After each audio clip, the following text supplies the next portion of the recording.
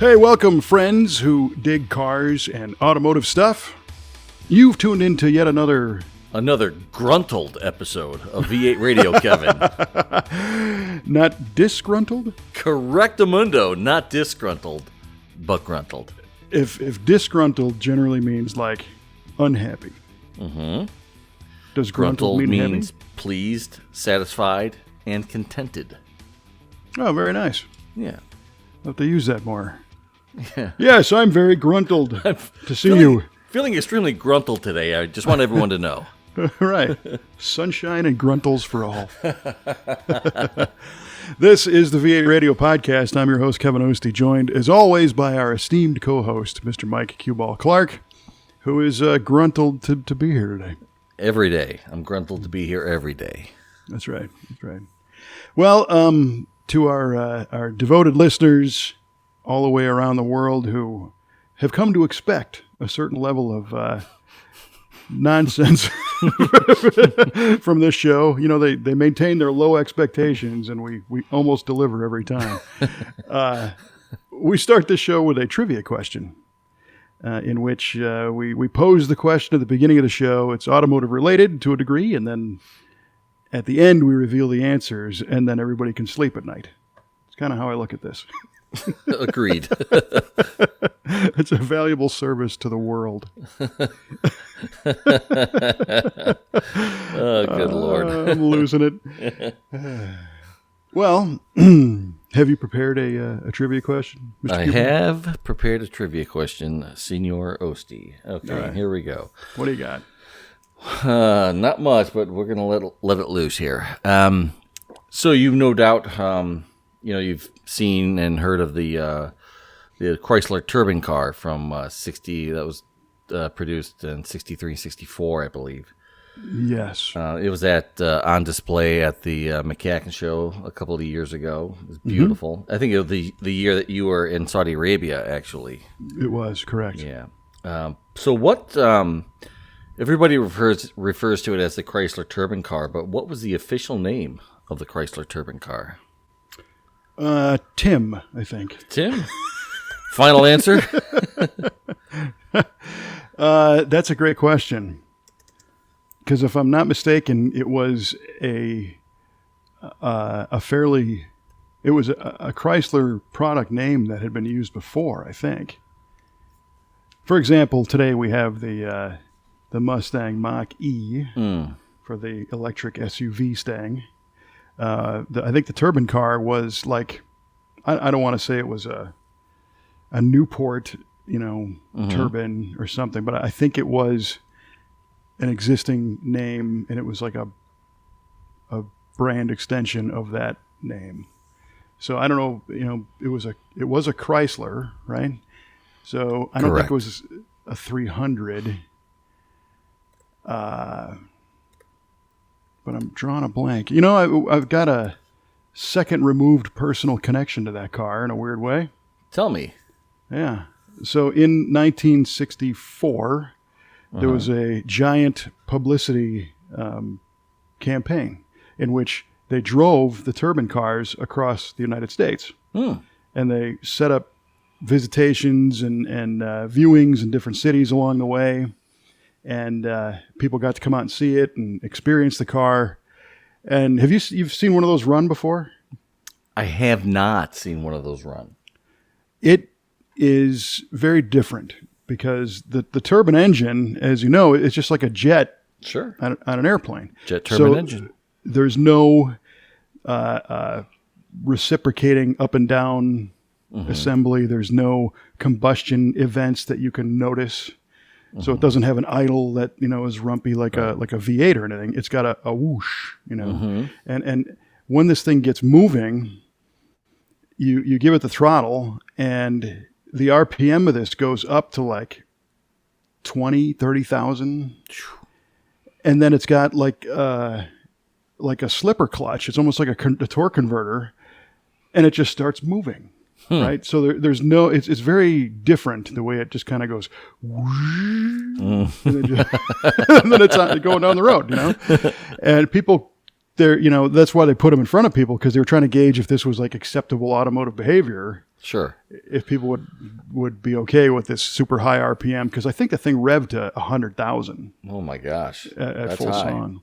It was. So if you want to experience a little bit of that, you can jump on Jay Leno's Garage, because I think he did a drive with one, and it might have been his. I think he's got one.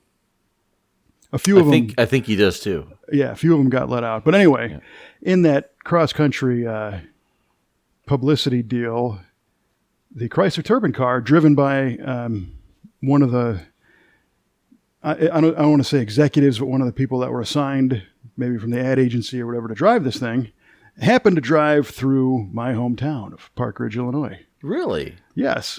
And guess whose old man wrote him a speeding ticket? Shut your mouth. Yeah.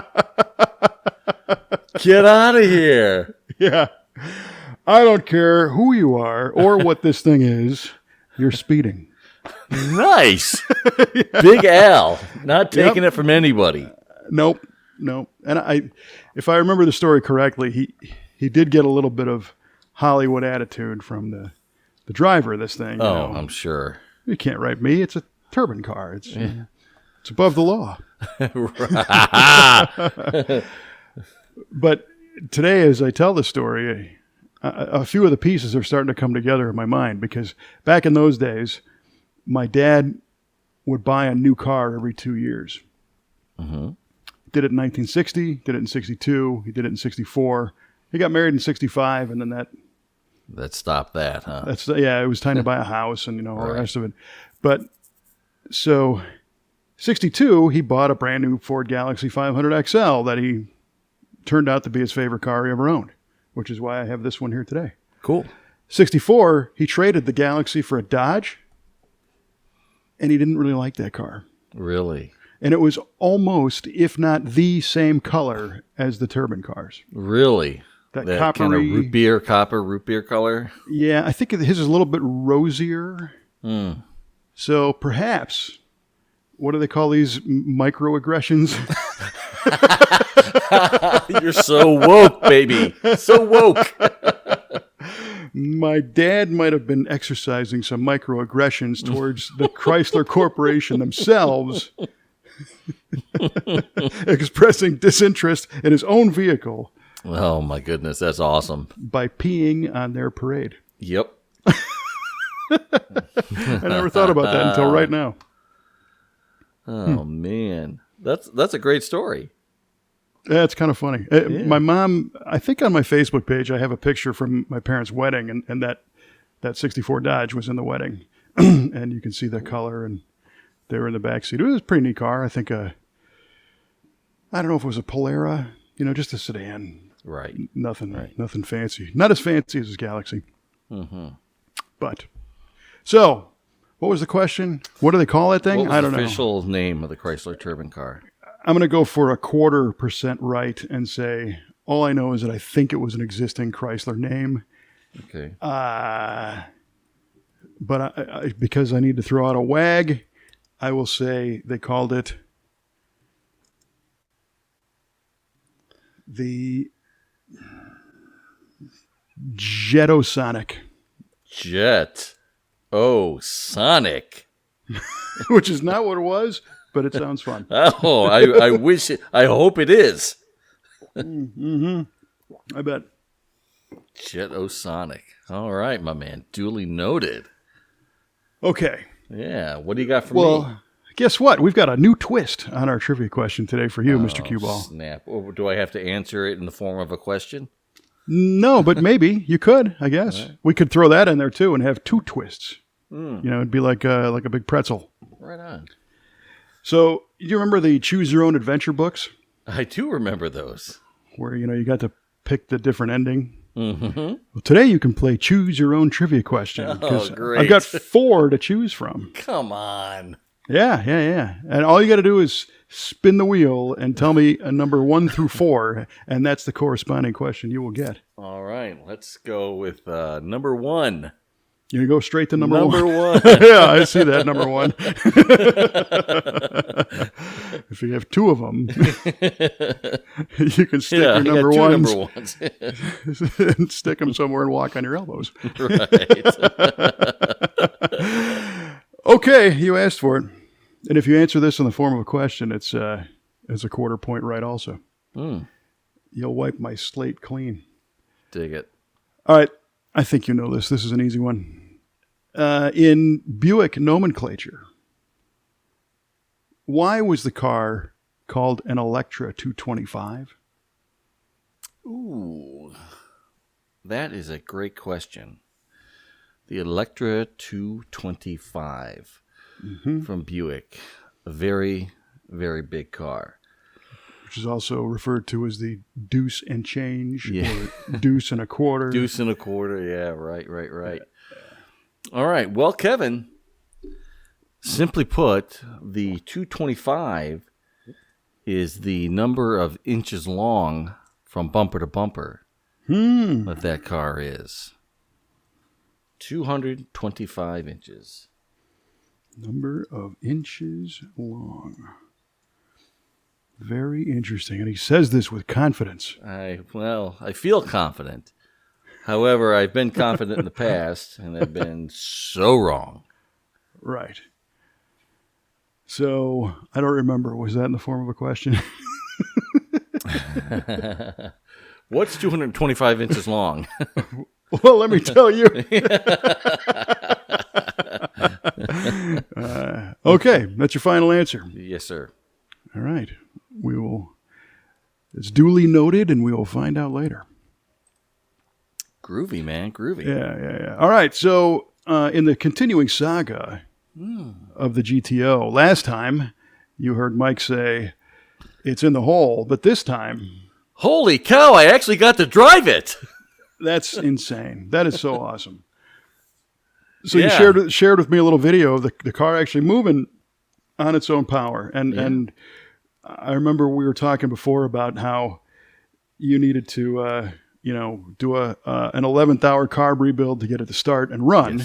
Yes. And then you had some loose ends to tie up before driving. So what were you tying up? We were, let me see here. I brought over my vacuum advance line that I ordered. That came in. We had to make a call on some leaks. We tightened up the valve covers. They were leaking. They're better, but they're still leaking a little bit. With the new gaskets, or you just tighten them down? Just tighten them down. I got some new gaskets for it, and because we didn't put any sealer on them or glue them on the valve. Oh, you put them in dry cork, and you thought they weren't going to leak. Yeah. Well, all right. Live and learn, man. So, well, I believe the Felpro instructions do say install the cork gaskets dry with the blue stripe up. Oh, do they? And I don't know why they say that, because I've never been able to get them to seal that way. So, you got to glue the tar out of them and get the rubber ones. So, we got it leaking less, so it was manageable. We had to make sure that the transmission wasn't going to leak, and it didn't, amazingly enough. That's one thing that's not leaking. And then we had to look at the rear brakes. We were bleeding the rear brakes and discover that the rear wheel cylinders aren't working so great. So I ordered a set of those. But the fronts were still grabbing enough to slow the car down. So as long as you're not going crazy and trying to go into traffic or anything like that. Where Randy lives, it's pretty rural. It's pretty wide open. You've seen it. So we just drove it down the street, a couple streets, and then came back, and it was cool. I mean, the car needs some tuning. I gotta make sure I time it better. The carb needs a little adjusting. There's some tweaks to do. Finish fixing the brakes. Yeah, the wheel cylinders are on the way. They should have been here today, but they'll be here tomorrow. So now, have you done wheel cylinders on that car before in the back? No, I have not. So there's a potential that this could be a little bit of a rusty headache back there. Well, we looked back there. The bleeder screw came loose fine. It doesn't look bad. I've replaced the shoes on the brake hardware in the past, just not the wheel cylinders. Yeah. So it's not too terrible back there, believe it or not. I'd be prepared for that nut on the hard line to maybe be kind of stuck. I gotcha. So spray call Randy and have him spray some stuff on there now. Not a bad idea. Let him soak. I had to do that on my Riv when I replaced all the wheel cylinders at once, and those they didn't look that happy, but they all cracked loose real easy. So hopefully Good. I get lucky with them. I hope so too. I need a little luck. Yeah. But, and then the whole brake thing was because you had to put some new lines in front, which meant open the system and bleed it out. Yes. And the rears needed to be adjusted anyway. I mean, they weren't. I mean, the drums were just sliding on and off like they weren't touching anything. So they need some adjustments. So if I get those brakes done, also there's some cooling system leaks. The freeze plugs in the heads on the front and back are weeping just a little bit. So I did get some ceramic engine sealer that came in today that we're going to use to try to seal that up. And if I can get the valve covers not leaking, the coolant not leak, and the brakes to where they feel safe, then I can drive this baby home. Wow. Yeah, I'm at that point. Yeah. Okay, so I think just kind of going over this in my mind, you ended up you bought a new throttle cable, so that geometry's figured out. Yes, that is beautiful. Good. And you did mention in a text to me that you've got a potential drive shaft length issue. Correct. Yeah, the drive shaft, and I don't know why. I was going to say, what happened? Well, I don't know. It's always been a little short. It's always been kind of not engaged as deep as it should be in the rear of the transmission. But that's the way it's always been for about 20,000 miles. And I believe it's the original drive shaft, but it's like a 2-step drive shaft. It's like a tube within a tube. Is it a rubber ring? Yeah. Vulcanizing it on there? Yes. Okay, that might be your... Yeah, so maybe it slipped. Yes. Yeah, and we were trying to kind of knock it out, but we couldn't get it to come out anymore. I don't know that you will. Yeah. Because those are, vulcanized and then time welded. But, at some point, I don't know that a drive shaft is going to receive trauma to impact it, to shorten it and telescope inward. Right. Unless it hits the trans case. Mm-hmm. And you would know that, Yes. or if the car did that thing ever get wrecked? It doesn't look like it got wrecked or high-sided or anything. No, I don't think so. So, and that's an original 400 car with the Turbo 400. Yes. So maybe the previous guy blew a U-joint and it's a 6-cylinder drive shaft or something. Maybe. In 1974. Anything is possible with this thing. The way it was found in a field, completely stripped. I mean, there was no drivetrain in it, so maybe he just got the wrong one. There you go. Initially, when it was first put back together. Yeah, maybe it's from a 65. Yeah, maybe. Yeah, those are shorter, right? Maybe it was the horse that did the other damage. Maybe. Stinking horses. If you want to know that story. Yeah. I don't remember what episode number it is. You can go back and find the story of Mike telling us about the horse damage Yep. on the side of the GTO in the back. That's legit. Yeah, I've seen it. So you're having a new one made? Yeah, I haven't pulled the trigger. We got to verify the measurement. We think it's 59.5, but not 100% sure. Have you downloaded the sheets from Denny's Driveline or any of the drive shaft companies that sell them? They all have an online. They got an online form. Oh yeah, and it tells you how to measure the shaft, and there's very little difference, but each one of these sheets from each one of these drive shaft companies, Inland Empire Drive Shaft, I think has one too. They give you specific directions that they want. So what we've done in the past is download their form, fill it out the way they like it, right? Oh, and then you send the form and the shaft to them to have it lengthened or whatever, or a new one made. But we actually have a pretty good drive shaft shop locally. So we've used that form from a different place, but bring it with so that the new drive shaft shop understands how they landed on those measurements. Oh, I see. Okay.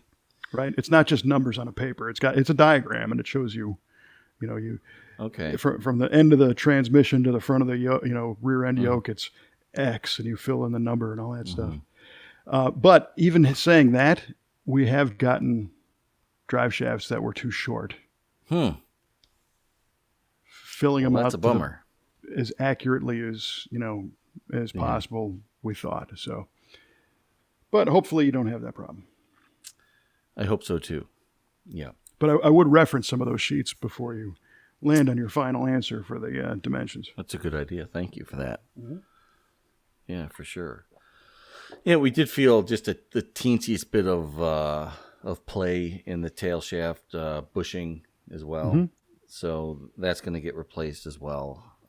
Good. When the new drive shaft comes in, just to make sure it's all fresh. A new rear seal. That can wobble and leak. Yeah. And but so cause problems. Knock on wood, so far that isn't where it used to leak. It used to leak at the torque converter, but that has stopped, which is beautiful. Yep, that's good. Yeah, you don't have to take it out again. Correct. And I don't wanna. No, I don't blame you. Yeah. So yeah, I mean, I'm right there. All right, now how about does it charge? Yes, we checked the alternator voltage. It's like 14.5. Perfect. Yeah, it's gorgeous. Yeah, good. And your cooling system, what radiator is in that thing? A Griffin aluminum radiator. That's right. And you've got a clutch fan, or is it an electric? Clutch fan. Yeah. So you drove this thing down Randy's driveway, down to the end of the road and back. Yes. And you've let it idle for a while. Yes. I'm trying to figure out a way to have you do a few test laps before you make the hour-long drive home. Well, I'm curious to see how it's going to behave, how the temperature is going to behave with a hood on it. Well, that's just there's no hood. Yeah. And so you're going to have several factors. You're going to have the hood. We're experiencing a bit of a heat wave these days. Mm-hmm. It's supposed to be 100 degrees here on Friday. Nice. Then the clutch, the fan clutch, is it fresh? Does it work? Yeah, it works great. Yeah, when I turn the car off after it's warm, that fan stops. It's coupling nicely. Okay. It's not freewheeling like crazy like a worn out clutch would. Good. Yeah, so there's different levels of fan clutches, and to take a little bit of a left turn, I just went through a fan clutch experience this past week with the Galaxy. Right. And the car had a very new, we put them on last year, a new set of electric fans that worked fine, but they were just very loud and uncharacteristic for this car. It just... Yes. You look at this 60s convertible, and you don't expect to hear... You close your eyes, you close your eyes and you hear like a Volkswagen Jetta or something, it just... it didn't match. Mm-hmm. So I thought, you know what? This is a lot of, obviously, Ford parts in this thing, but I know the lineage of the engine, and a lot of these parts are interchangeable. So it's a 351, and the water pump's reverse rotation. It's very similar to what you would find in like a 92 F-150 5.8 liter. Yeah. So I thought, I'm going to put a clutch fan back on this thing, because they're quiet and, generally work. And my concern was that I'm going to have to build a fan shroud because my engine did not come in this car. It's been retrofitted in. These things Right. never came with a 351. So I don't know where it is front to back, Oh, lengthwise. right. So I don't think a stock fan shroud would work. Plus, there's the left and right orientation. The fan won't be centered, and up down. Every dimension could be different from original. So Sure. I thought, well, step one is just get the clutch and get the fan and see what happens. Hey, right on. So there was 3 different fan clutch options. There was a standard, a heavy duty, and a severe duty. Mm-hmm. You know the difference between those? There's another trivia question. I don't. Maybe the So the temperature at which it couples. I think the temperature is the same, but it's the grab of the clutch. So like Okay. the severe duty ones, the fan ends up spinning at like 95% of engine RPM. Okay. But the lesser ones, I think a standard duty is only like 75%. Okay. But they're smaller and they're lighter, and so that turns into less wear on the water pump shaft bearing and all that kind of stuff. So, but I thought, this car doesn't see daily use. I'm going to get the heavy duty one. I'm going to get the severe duty one. Why not? Yeah. And it turns out that because the F-250 is very popular, the cross references, that fan clutch comes on 258 different vehicles. Oh my word. That's So awesome. it's on the shelf at my local parts store. So that was a win. That's great. And then for the fan blade itself, I ended up going with a 90 Fox body 5.0 Mustang fan. And I remember doing an electric fan conversion on one of those a long time ago, but thinking the stock fan is kind of interesting looking, but the guy who wanted the electric didn't want the parasitic draw of the belt turning the clutch, which electric fans don't do, right? In my case, Right. I don't care. I'm not. It's not a race car. I don't really care. Makes plenty of power. So I got one of those fans which attached right to that clutch. Put the whole thing in the car, and it fits like it was designed. I was nice. like, yeah, I was like, wow, did I get lucky there? So the fan, the vertical height is perfect. The fan top of the blade is like half an inch below the top of the radiator core in the middle. Perfect. It sits off the radiator about a half an inch, three quarters of an inch. So it's nice and tight up in there. When you rev the engine, the motor mounts, it moves a little bit, but nothing gets into the radiator. Right. So I thought, you know what, I'm going to drive this without a shroud. Let's just find out. And it was 92 degrees ambient, and I took it for a spin, and I actually took it through a fast food drive-through Nice. with a notoriously long wait time. Awesome. And the temp gauge didn't care, Good. and you couldn't hear it at all. So That's it's a good unusual feeling. that I have a double win like that, but I did. So, and that's why I was asking, what kind of fan you've got on yours. So I'm a big proponent of a good clutch fan. If you're not trying to eke out every last bit of horsepower. Sure. And I'm not. I mean, this is a cruiser. It's a factory air car. Has soccer mom 293 gears in the back. Yeah. So I'm not going to be doing whole shots. Right. And the other thing I think is interesting is the way the fan clutch works is there's like a silicone type fluid in there that changes its viscosity with temperature and binds up. So that's science, that's going to work or it's not. And you don't have to worry about, did I set the controller to the right temperature? Do the fan motors have enough electricity? Do they have the right relays? Is all the connections set? Which, again, when we're building, a high-end car that needs to have full blast cooling at idle, can't beat an electric fan. And if you got a sophisticated ECM in the car, you can control all that, no problem. Or that there's a couple companies now that make the pulse width modulated controller, so the fan ramps up real nice. Yeah. So I'm not bagging on electric fans by any stretch. It's just for this particular application, they're kind of nice, cheap and easy. Yes, that is nice. Yeah, that just got to feel good. Not hearing that sound, not hearing the fans screaming at you. and all that. Just makes the ride feel a little more authentic, I think. So in your case, the hood's going to be an interesting addition. Yep. Because that has the GTO. It's a mock hood scoop on that. It's not Correct. A functional. It can be functional, but it's typically not. Right. And I've seen them where people have opened that thing up. They took the pot metal trim off the front. Mm-hmm. And unless you do something custom in there that mimics that, they just don't look right. Yeah, but you need to cut piece of the hood, the hood frame needs to be cut right there, and the grills need to be cut out. You have to have a tub to seal against the top of the hood as it comes down, and then it makes it a quote unquote HO or Ram Air car. Right, so. Which I think we found doesn't really do much. Probably not. It's not a great spot for a hood scoop because you have that boundary layer of air. Yeah. It's not really giving a real ram air effect. Yeah, but what it would do is release heat. Yes, it would. I tend to think of these things backwards, because most people think a hood scoop, you're ramming air down in there into the engine.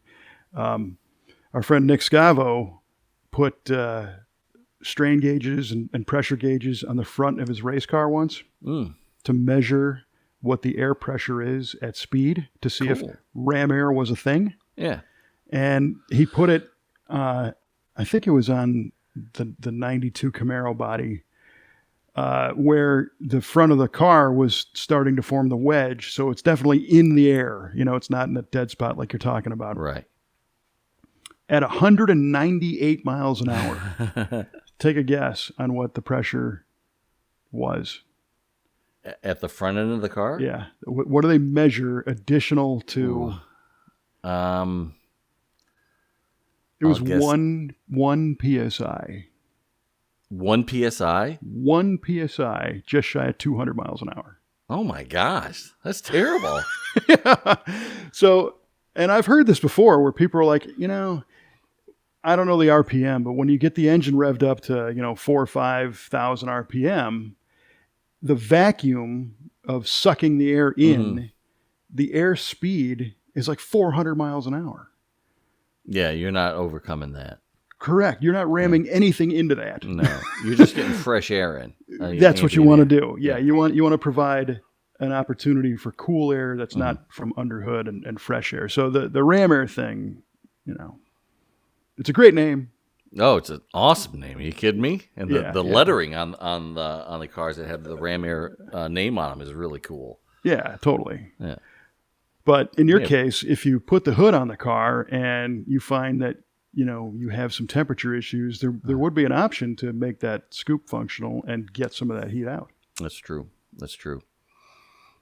Yeah, obviously it's apples to oranges now, but before when the car was running, when it was still a 400, it never got hot. It always ran 180, 190, even in traffic. You have the one Pontiac. Yep. That never got on. Yep. Lucky me. Yeah. Well, those cars, honestly, I think it's pretty characteristic that either they're like yours and they were cool as cucumbers all the time, or you're always chasing something because they're always hot. I think the more people fuss around and get away from what the engineers did, they tend to run into more problems.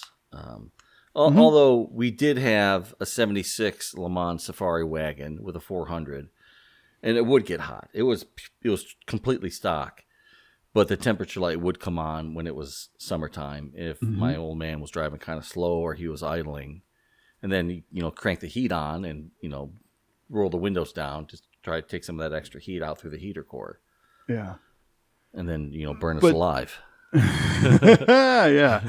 But that could have been a result of, on a Pontiac cooling system, you really have to blueprint those things. Yeah.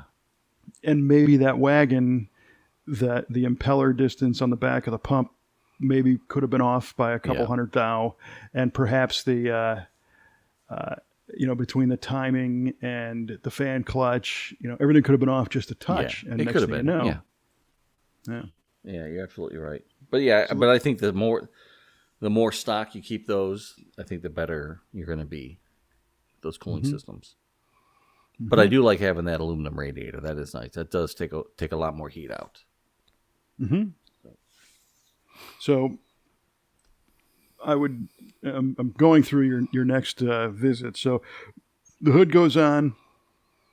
Are you going to do the wheel cylinders if they show up this week? Yeah, Yeah, absolutely. You want to make sure that stuff stops for that hour-long drive. So if you can get this thing on the road, and Randy, if I remember correctly, he's got a good length driveway, and then you can take a left and you go like a quarter of a mile, and then there's another road that goes 5 or 6 miles. Goes forever. Yeah. Yeah. Maybe you can get out there and do a few laps. Yeah. That's a good idea. See, because you might find out that going down the road above 1,500 RPM, it gets hot. That's a good point. Yeah. And it could be something silly that it doesn't do when it's idling in the driveway or at, limp speed. So I would make sure that you simulate that drive as best you can. It's a good idea. Get halfway home and go, oh no. Randy, come and get me. Yeah. Well, and I'm sure you'll have some kind of contingency of a trailer or your buddy with the flatbed that towed it out there and took his sweet time. Yeah, I do have AAAs. Maybe I'll get the same guy. Activate the tracker this time on the phone. Yeah, for sure. Oh, my God, I was out of my mind. Yeah. Well, that's awesome. And then because the drive shaft was in the car, you don't necessarily think that's not a super priority at this point. It'll make it home with the Yes, it will make it home with it. Yeah. drive shaft. Oh, and by the way, the tachometer does work. Oh, right on. Yeah, we hooked it up last weekend. Perfect. Yeah. So. That's cool. And you have you've got a gauge panel on that underdash, right? Yes. Yeah. Volts, oil pressure, and water temp. So how did pressure look and temperature? Upon cold startup, I'm at right around 60, 65 pounds at idle. Yeah, it's great. After it's fully heated up, I'm at about 25 or 30 nice. oil pressure at idle. So it's not bad. And that was in park? Yes. Or in gear? Yeah. In park. So that'll come down just a touch when you put it in gear. Yeah, the RPM will drop about another 100 or so. Yeah, but that's great. Yeah, it's not bad. No, that sounds really good. Too shabby. Yeah. What did you run for your initial oil? Right now, it's Comp Cam's break-in oil that we have. And that's a lightweight oil, and you're still putting out that kind of pressure number. Yeah, so I'll probably run 10W40. I want to run a full synthetic. Maybe I'll call our buddies at PTH Racing Oil and there you go. Use some of their stuff. It will all of a sudden be a race car. How about that? It's the magic in that bottle. Well, the ceramic sealer is for race cars, so I'm getting all kinds of race parts in this thing. There you go. You're going to need an electric fan soon. Pretty much, yeah, right? You're going to free all that up. So much high horsepower going on now. That's it. So, yeah, it'll be interesting to see the oil pressure, what it does when you change to the next oil. And so I fully am a believer of synthetics. But I also think that in the beginning on a new engine, first you got to do your break-in time because, they say some synthetics are too slippery and you don't break the stuff in properly. Right. After that, no synthetic is easy on the wallet. There's no good cheap synthetic. So what I like to do, taking a nod from our buddy Paul, the actual engineer, he said you want to run the oil that is the lowest viscosity that still gives you good oil pressure at idle in gear when it's hot. Okay. And so to do some cocktailing, it's not cost effective to do it with synthetics. Agreed. But you could go buy no-name conventional oil and start with a 530 or something, just taking numbers out of the wind. Right. Run the car and go, yeah, that's too low. Dump it. Get something else. Right. And understanding that the synthetic, even at the same viscosity rating, is probably going to be a little slipperier, Agreed. Sure. and affect that. But I think, it's kind of the concept of tuning the oil for the car, Okay. right? The racers do it all the time. And that's, again, eking out that last bit of performance. But on a regular street car, a lot of guys equate high pressure with healthy engines. Mm-hmm. But that can be really hard on that pump drive and on the cam Yes. gear. And Right. you, my friend, have a pretty pricey camshaft that you don't want to hurt that gear. I do have a pretty pricey camshaft. Right. Or the distributor gear coming off and grenading everything. So I would try to find an engine oil that does what it needs to do as easy on the internals as possible. I'm down with that. I am down with that. I mean, at least it sounds good. But I did that on, I've done that on several cars, and it's kind of fun. It's like indexing spark plugs, It's just Right. little extra things you can do. Yeah. I hear you. So you'll get some miles on it with the oil that's in it. Sometimes those braking oils are like way too light to drive around on, and you get like 5 pounds of oil pressure, and it's like, ooh, I got to get this out. So it's good that you're there on your simulated test lap home. I would just note what that oil pressure is hot after it's been stirred up Okay. in gear, and see that oil is okay to drive home on. I see. Right? Because if it starts to dip, you're going to want to put something a little more. A little more robust. Yeah, or you could always get the bottle of STP and dump that in there. Yeah. And I'm not kidding. That's Really? like it's a very cost-effective way to add a lot of zinc and some molasses body to the oil. I don't know if this is true, but it appears to be able to take a 1030 and make it a 40 by dumping STP in. Oh, no kidding. It does have a thickening quality, but at the same time, once it heats up, that kind of goes away too. But but an hour long is it's a good maiden voyage. Yeah, I think so too. And when I followed you, I mean, there's some highway driving, Yeah. and there's some kind of rural driving. Yep. So if you need to pull over for a minute, it might not be in the best spot possible. No, that's true. Yeah, maybe some good shakedown runs are definitely in order before I commit to going home. Right. The more you plan ahead, the less is going to happen. I'm okay with that. Yeah. Well, that's awesome. Yeah, man.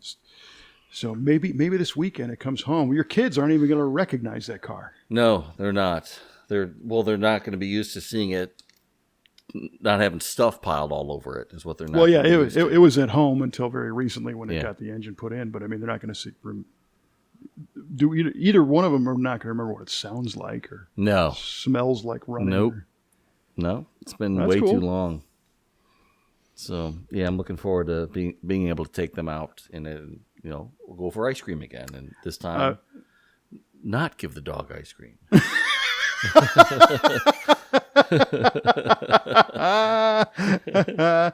Who was it? Was it Chuck Winter who pointed that out? Yeah, I think so. On the Facebook page, just a little shout out.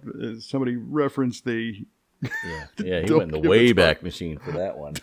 don't give the dog ice cream, What do I know? because that was a funny story. It's another one you can dig up going back through previous episodes. We really need to get maybe our friend Yardley, our official statistician, can write us some keyword summaries that would be searchable for some Oh, of these right. previous episodes. Because really, there's a description, but I write the descriptions, and it's one paragraph that covers. It can't cover an hour. Right. We need a stenographer to. Yes. Yardley. Let's make it happen, buddy. He was an English major. Well, he's the right guy for the job then. Yeah, I think he was just Voluntold by Cuba. Yes. So that was going to be my next question. Do you have once it gets home and you get out and the adrenaline comes down and you walk around it 68 times and look underneath it and go in the house and come back out and smell does that smell like coolant or is that on fire? Because that's what you're going to do. And everything's cool. Is there a maiden voyage from home? I don't have anything planned for a maiden voyage from home yet. I do have I do want to take it on a few legs of the power tour with Jenny. We spoke about that a couple episodes ago. Yeah, but that's down the road. I mean, yeah, that's August, but maybe I don't have anything really concrete in mind. Maybe take it to our local cruise nights. Do something like that. Yeah, take my lady out in it and go do something. My 70 Riv, after I bought the car, it had 24,900 miles on it, but it still had 45 years on it. Right. So I had to fix brake lines and wheel cylinders and blah, blah, blah. Sure. So once I got that thing all figured out, where I live now, and at the time where I've lived the past 16 years, it's not where I grew up. And where I grew up, there was restaurants and hot dog joints. And, I'll drop the name Portillo's is a good one to go to in the Chicago area. And those were like the maiden voyage, We're going to go take it for a cruise, go eat something. Right. Get a root beer, a milkshake, and come back. So where I'm at today, we don't have, those specific places, but a decent drive, half an hour, perhaps 20 minutes, is a White Castle. So that was my maiden voyage. Went out to White Castle. Very cool. Yeah, it was. And that's a journey I got to take alone because my wife does not like White Castle. Ah, dang. Well, or the after effects. You have a Sonic not far from you either, I believe in Red Bud. We do in Waterloo, Illinois. Waterloo, but okay. But as I alluded before, I grew up on real Chicago hot dogs. Yeah, I understand. The Vienna beef with right. all of the vegetable accoutrements. Accoutrement. What the F is accoutrement? Oh, that's right. That's right, Winnebago man. Yeah. Drag it through the garden. So when I go to the Sonic, and for a while they were offering a Chicago-style hot dog that had ketchup on it, which is a bozo no-no. And I'm like, really? I was about to just drop it on the floor in front of the person, but I'm not that much of a J.O., so... How dare you, sir? How dare you? Off to White Castle I was. Nice. That's well, that'll be cool. Little taste of home. Yeah, right. It's kind of close. Yeah. Although now, as I mentioned earlier, they're Portillo's restaurant, and if you're not familiar with that, it's a I don't want to say a chain, but it was it started off in 1963. A guy named Dick Portillo opened up a hot dog stand in a suburb of Chicago, and eventually, over 40 some years, grew it into a giant empire of top-notch restaurants that had hot dogs and Italian beef sandwiches and pasta and burgers and what he called fine fast food, I think they call it. Is that right? I never knew what it was called. It's not fast food. It's not fast food, but it's similar. It's almost bar food, but you go in and get it and leave kind of thing. Sure. But and it's a favorite, and they just opened one in Springfield, Illinois, which is about 100 miles from here. That is a good Saturday afternoon drive right there, my friend. Exactly. Yes. Yeah, and it's worth it. You've got a clutch fan. You are ready to go. Well, my neighbor Rick across the street, he's hooked on this, and he's got a 67 Chevelle convertible, and we've already talked about, we're going to head out at 9:30, 10 in the morning, take a nice cruise up to Springfield. Right on. Maybe tour the Capitol, wave to our fine politicians in the state and give them the number one. Number one, all of yes. And then go get a beef from the Portillo's over by there. Over by there in Springfields. That's right. And head back down. So that is a great idea, dude. I love it. Mm-hmm. So you got to think about, your trip, because you got a Portillo's close to you.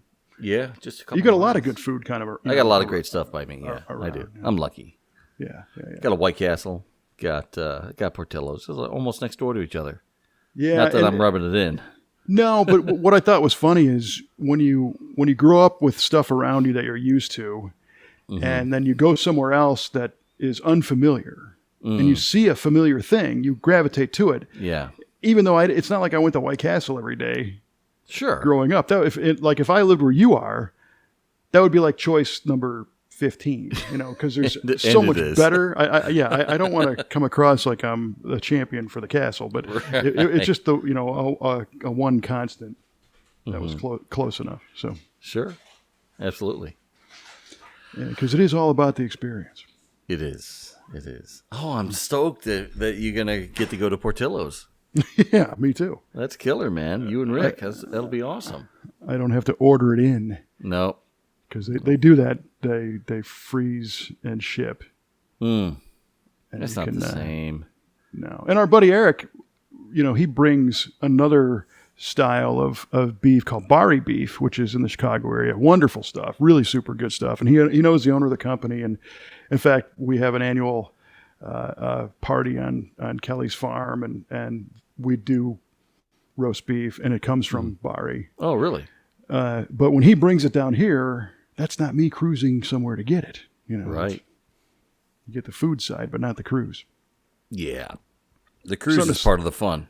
Starting to sound like Guy Fieri over here. You're going to diners, drive-ins, and dives. Yeah, with the D bag.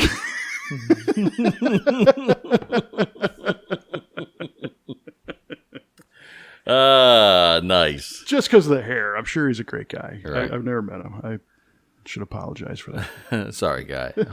If you're listening, Guy, we apologize. Right. If. I mean, absolutely you're listening. Of course. He's a car guy. He would love this show. He is. That 67 Camaro. Mm-hmm. Yeah, it's good stuff.